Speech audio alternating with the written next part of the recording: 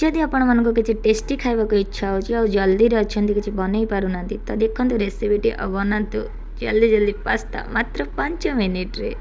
आपण माने थंबनेल देखि जानि सारिबने म आज कोन बनेबी तो चलंतु कथा न है कि वीडियोटी स्टार्ट करबा। हेलो हाय नमस्ते आशा करछि भले थिबे समस्ते न्यू ब्लॉग रे चलंतु स्टार्ट करबा ब्लॉग टी देखिबा आज रो रेसिपी कोन अछि। तो मु आज बनेबी चटपटा पास्ता। पास्ता पई मोठी नेची आलू और बीन्स काटिकी आठी नहीं टिके गाजर और पियाज। तो चलतु वीडियो में स्टार्ट करवा। तो एबे आम आपको सब पकईकी सिझे नबा। आलू बीन्स गाजर पड़गला टिके पानी दबा।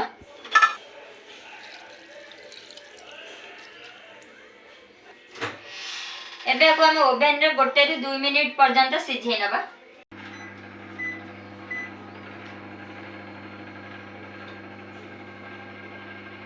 ये 2 मिनिट हो जाइए आ परिबा गुड़ाक भी सीझी जाइए गाजर बीन्स आलू। तो ये आम पास्ता सिझेबा। तो ये पास्ता नहीं जाइए। तो चलते पास्ता को भी आम 2 मिनिट बसई नवा। पास्ता भी सिझिकी रेडी हो जाइए बढ़िया। एबे हम पास्ता तो बसला कड़ई पड़ला तेल तापर पकईदेली पियाज।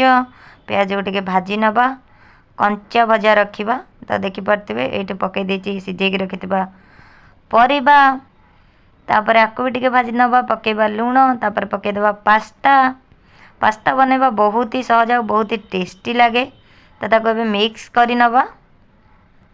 ये पकेदबा टमाटो सॉस तापर पकेदबा चिली सॉस तापर आमे पकेदबा एठी कौन पास्ता मसाला। तापर आमे ताको भल से आमे मिक्स करी नवा। ये देखंतु पास्ता मसाला पड़गला।